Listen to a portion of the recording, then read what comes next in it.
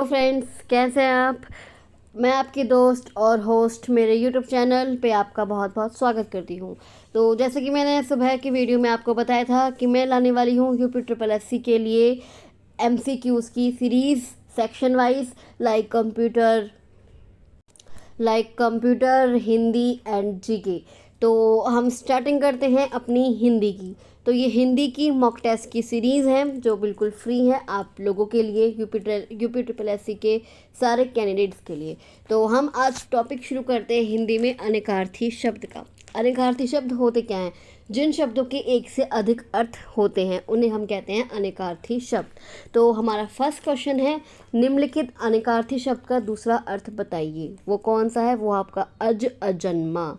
अज अजन्मा का आपको कोई और वर्ड, किसी अज अजन्मा का आपको दूसरा अर्थ बताना है कि अज अजन्मा का अज अजन्मा। अज का एक एक अर्थ तो हो गया अजन्मा, पर जिन शब्द के एक से अधिक अर्थ निकलते हैं, अज का एक अर्थ तो हो गया अजन्मा और दूसरा अर्थ है आपका ईश्वर। क्या होता है? ईश्वर। एक अज का एक अर्थ है अजन्मा और दूसरा अर्थ है ईश्वर। नेक्स्ट क्वेश्चन पे आते हैं, प्रमत्त स्वेच्छाचारी। प्रमत्त स्वेच्छाचारी का आपको अर्थ बताना है। तो वो है आपका उन्मत्त। क्या है आपका? उन्मत्त। प्रमत्त स्वेच्छाचारी का अर्थ आपका होगा उन्मत्त। उन्मत्त। नेक्स्ट क्वेश्चन पे आते हैं, कनक धतूरा। कनक धतूरा। कनक धतूरा का अर्थ क्या होता है? कनक धतूरा का अर्थ होता है सोना। कनक धतूरा। कनक को हम धतूरा कहते, कनक को हम एक धतूरा, कनक का एक अर्थ तो हो गया आपका धतूरा और आपका एक अर्थ हो गया सोना। नेक्स्ट क्वेश्चन पे आते हैं, सकल शकल का अर्थ क्या होता है? सकल शकल। सकल शकल का अर्थ क्या होता है? तो आपका तो जो है आपका सकल का अर्थ होता है आपका संपूर्ण और शकल का अर्थ होता है आपका अंश। तो सकल शकल का अर्थ क्या होता है? संपूर्ण और अंश। संपूर्ण, पूरा, अंश मतलब थोड़ा सा। तो संपूर्ण और अंश अर्थ होता है सकल शकल का। नेक्स्ट क्वेश्चन पे आते हैं, इनमें मूक का अनेकार्थक शब्द कौन सा नहीं है? एग्जाम में दोनों तरह के क्वेश्चंस आते हैं। आपसे इसके अनेकार्थी शब्द भी पूछे जाएंगे कि इनके अर्थ कौन कौन से हैं शब्दों के और इनमें से कौन सा नहीं है। तो इनमें मूक का अनेकार्थक शब्द कौन सा नहीं है? तो मूक का अर्थ होता है आपका गूंगा। एक आपका गूंगा अर्थ भी होता है आपका मूक का। चुप भी होता है, विवश भी होता है, पर मूक का कोई अर्थ शांत नहीं होता। मूक अगर आपको दिया है तो उसका अर्थ शांत नहीं होगा। तो उसका आंसर क्या है? शांत। नेक्स्ट क्वेश्चन पे आते हैं, जल प्राण पुत्र किस शब्द के अनेकार्थी हैं? मतलब ऐसा कौन सा वर्ड है जिसके ये जल प्राण पुत्र, ये इसके बहुत सारे अर्थ हैं? तो वो है आपका जीवन। जीवन के आपके बहुत सारे अर्थ हैं। जीवन जल भी है, प्राण भी है, पुत्र भी है। जीवन के बहुत सारे अर्थ हैं। नेक्स्ट क्वेश्चन पे आते हैं, इनमें से कौन सा शब्द सारंग का अर्थ नहीं है? सारंग का अर्थ नहीं है। तो सारंग का जो पहले अर्थ है उसकी बात कर लेते हैं। एमसीक्यू सॉल्व करने के बहुत सारे तरीके होते हैं। कुछ तरीके होते हैं कि आपको वो उसका आंसर पता है कि इसका आंसर क्या होगा, पर आप कुछ क्वेश्चंस में आप एलिमिनेट भी कर सकते हैं कि आपको ये पक्का पता है कि ये आंसर नहीं है, तो आप उसे उसी वक्त एलिमिनेट कर दीजिए। आपको क्वेश्चन सॉल्व करने का बहुत आसान तरीका मिल जाएगा। आप क्वेश्चंस को बहुत आसानी से सॉल्व कर लेंगे। तो सारंग का अर्थ पहले हम जान लेते हैं कि सारंग का अर्थ क्या है। तो सारंग का अर्थ क्या होता है? सारंग को हम अपिहा भी कहते हैं, कामदेव भी होता है। सारंग का अर्थ क्या होता है? सारंग का अर्थ अपिहा भी होता है, कामदेव भी होता है, राजहंस भी होता है। पर क्या नहीं होता? सारंग का कोई अर्थ शहद नहीं होता। सारंग को शहद नहीं कहा जाता। नेक्स्ट क्वेश्चन पे आते हैं, कीर शब्द का अर्थ क्या है? कीर को हम क्या कहते हैं? कीर को हम क्या कहते हैं? तो कीर को होता है तोता, कीर को तोता भी कहा जाता है। कीर, अगर आपसे कोई कहे कीर का अर्थ क्या है, तो कीर का अर्थ होता है तोता। नेक्स्ट क्वेश्चन पे आते हैं। नग, नग का अनेकार्थक शब्द नहीं है। तो जैसा भी हमें पहले वीडियो में बताया था कि आप उसे सॉल्व करने पे मत देखिए कि इसका शब्द आप क्या निकालते हैं, पहले आप उसे एलिमिनेट करके देखिए कि आपको ये पता होना चाहिए कि ये अर्थ तो बिल्कुल नहीं हो सकता, ये इसका आंसर बिल्कुल नहीं हो सकता। तो नग को बिल्कुल, नग को क्या क्या कहा जाता है? नग को हम पर्वत भी कहते हैं, सर्प भी कहते हैं, सांप। नग का अर्थ क्या होता है? पर्वत भी कहा जाता है नग को, सर्प भी कहा जाता है, सांप भी कहा जाता है, सूर्य भी कहा जाता है, पर क्या नहीं कहा जाता? हाथी। तो नग का अनेकार्थक शब्द नहीं है हाथी। नेक्स्ट क्वेश्चन पे आते हैं। अंक शब्द का अर्थ अनेकार्थी शब्द नहीं है। इसमें भी हम वही टेक्निक अप्लाई करेंगे कि अंक शब्द, अंक को हम क्या क्या कहते हैं? अंक को हम क्या क्या कहते हैं? अंक को हम संख्या भी कहते हैं। अंक, संख्या, आपने मैथ्स में तो पढ़ा ही होगा। अंक, संख्या भी कहते हैं। गोद, अंक को गोद भी कहा जाता है। अंक को पृथ्वी भी कहा, अंक को नाटक का एक भाग भी कहा जाता है। अंक को क्या कहा जाता है? अंक को एक नाटक का भाग भी कहा जाता है। पर अंक को क्या नहीं कहा जाता? तो अंक को नहीं कहा जाता पृथ्वी। अंक का कोई अर्थ पृथ्वी नहीं होता। तो इसका आंसर हो गया पृथ्वी। नेक्स्ट क्वेश्चन पे आते हैं। पंच शब्द का निखार्थी शब्द नहीं है। पंच को इनमें से कौन सा अर्थ है जो पंच शब्द का अर्थ नहीं है? तो पंच को पांच कहते हैं, ये तो आपको सबको ही पता होगा। ग्राम पंचायत, पंच को ग्राम पंचायत भी कहते हैं, जैसे ग्राम को सरपंच भी कहा जाता है। जैसे आप लोग देखते होंगे कि ये पंच का फैसला है, तो ये ग्राम सरपंच का फैसला है, निर्णय करने वाला। पंच कौन होता है? पंच निर्णय करने वाला होता है। तो क्या नहीं कहा जाता? पंचानन। पंच शब्द का अनेकार्थी शब्द नहीं है पंचानन। नेक्स्ट क्वेश्चन पे आते हैं। अनेकार्थी शब्द अब्ज के गलत विकल्प का चयन कीजिए। अब्ज का जो इसमें गलत विकल्प है, अब्ज का जो गलत अर्थ दे रखा है, वो कौन सा है? इसमें अब्ज का जो गलत अर्थ है वो है आपका मेघ। अब्ज को हम शंख भी कहते हैं, चंद्रमा भी कहते हैं, कपूर भी कहते हैं, पर मेघ नहीं कहा जाता। तो इसका आंसर होगा मेघ। नेक्स्ट क्वेश्चन पे आते हैं। अनेकार्थी शब्द नाग का निम्नलिखित में से एक अर्थ है। नाग को हम क्या क्या कहते हैं? हम नाग को रथ भी कहते हैं, पारा भी कहते हैं, मोक्ष भी कहते हैं। क्या कहते हैं? नाग को हम रथ भी कहते हैं, पारा भी रथ भी कहा जाता है, नग को पारा भी कहा जाता है, मोक्ष भी कहा जाता है। पर नाग का कोई अर्थ हाथी नहीं होता। नाग का अनेकार्थी शब्द नहीं है हाथी। नेक्स्ट क्वेश्चन पे आते हैं। जल प्राण पुत्र किस शब्द का अनेकार्थी है? तो वो किसका है? वो है आपका जीवन। क्वेश्चन आई थिंक रिपीट हो चुका है। तो जल प्राण पुत्र किस शब्द का अनेकार्थी है? ये है जीवन का। नेक्स्ट क्वेश्चन पे आते हैं। सर्प, मेंढक, सिंह, घोड़ा, वानर, हाथी आदि को समझाने वाला शब्द है, कौन सा है? जिसे सर्प, मेंढक, सिंह, घोड़ा, वानर, हाथी को समझाने वाला शब्द कौन सा है? हरि। कौन सा है? हरि। नेक्स्ट क्वेश्चन पे आते हैं। इनमें से कौन सा शब्द गो का अर्थ नहीं है? गो को हम क्या क्या कहते हैं? पहले वही वाली टेक्निक अपनाते हैं जो हम लास्ट कुछ क्वेश्चंस में अपनाई थी, कि पहले हम वो निकालते हैं जो हमें पक्का पता है कि ये नहीं हो सकता।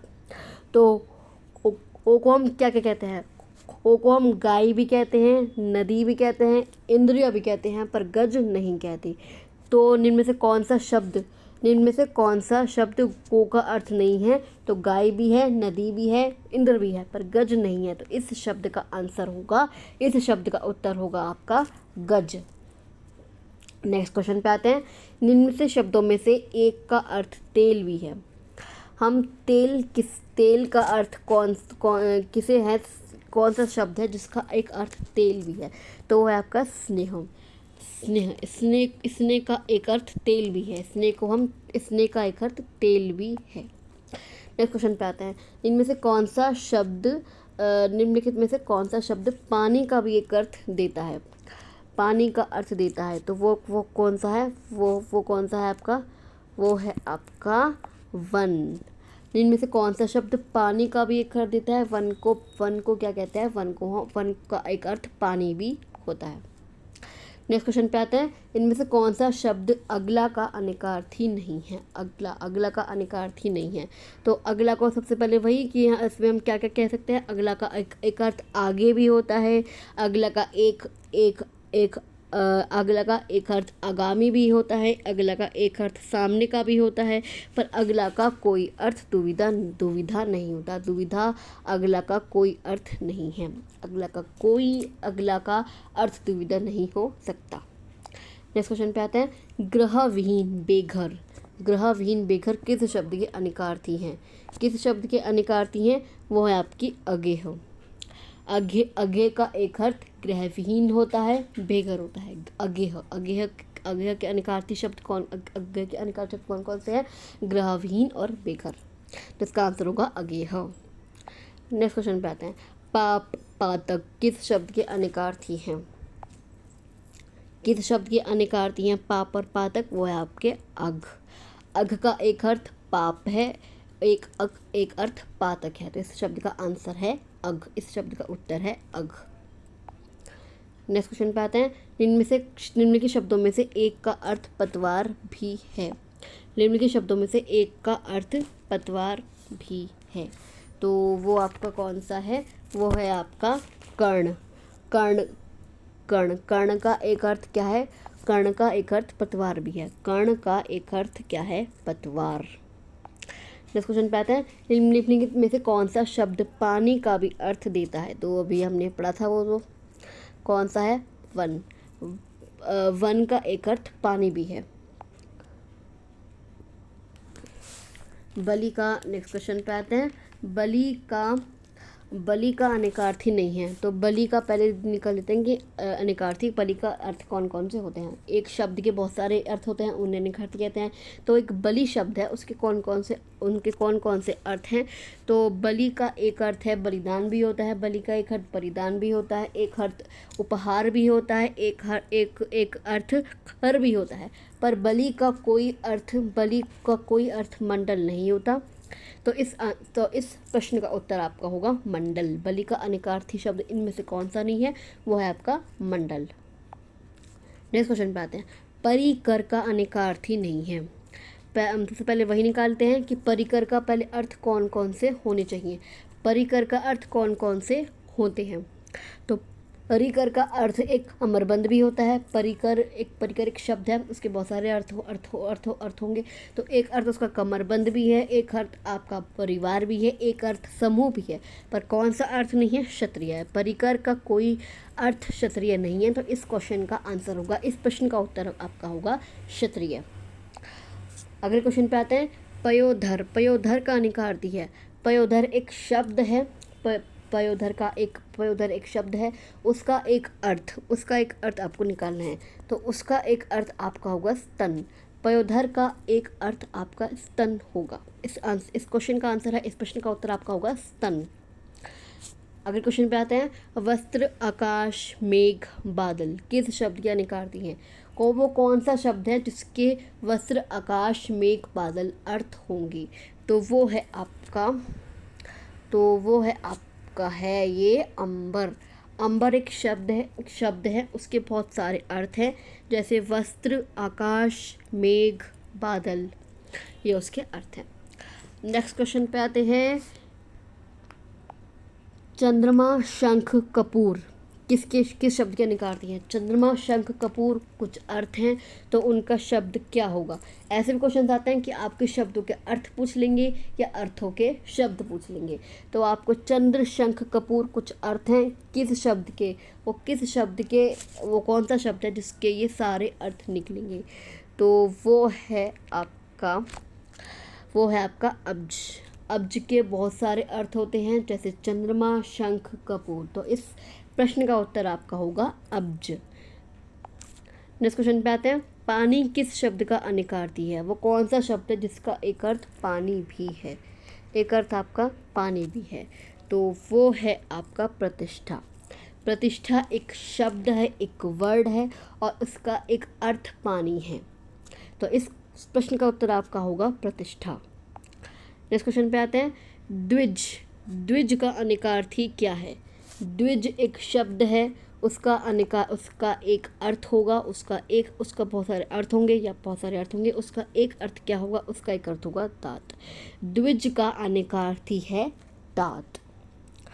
तो ये थी आज आपके सब जो यूपीएससी, ये ज़रूरी नहीं है कि केवल यूपी ट्रिपल एससी के लिए है, ये बाकी और भी बहुत सारे एग्ज़ाम्स के लिए है। जैसे मान लो आप दे रहे हैं यूपीपी जीटी का या फिर यूपीएनटी का, आरटीईटी का, बहुत सारे एग्ज़ाम्स में ये क्वेश्चंस आपके लिए काम आने वाले हैं। तो ये थी मेरी आज अभी के लिए ये हिंदी की सीरीज़। मैं आज या कल जब भी टाइम मिलता है मैं आपको कंप्यूटर की और जीके की सीरीज़ भी आपके लिए लाऊंगी। तो अभी के लिए बस इतना ही। अगर आपको मेरी वीडियो अच्छी लगी, मेरे क्वेश्चंस अच्छे लगे, तो मेरी वीडियो को लाइक और शेयर कीजिए। और अगर आपको मुझे कुछ सजेशंस देने हैं या मुझसे कुछ और क्वेश्चंस पूछने हैं या फिर आपको कुछ भी या फिर आपको किसी और भी टॉपिक के बारे में डिस्कशन चाहिए या आप मुझसे डिस्कस करना चाहते हैं, तो आप मुझे कमेंट बॉक्स में लिख के कमेंट कर सकते हैं, या मैंने डिस्क्रिप्शन बॉक्स में अपना टेलीग्राम ग्रुप का भी लिंक दिया हुआ है। आप उस टेलीग्राम ग्रुप को जाके ज्वाइन कर लीजिए और वहाँ पर मुझसे कोई भी क्वेरी, कोई भी टॉपिक आप डिस्कस कर सकते हैं, या आप कोई ऐसा टॉपिक बता सकते हैं जिसके मैं वीडियो लाऊं आपके लिए।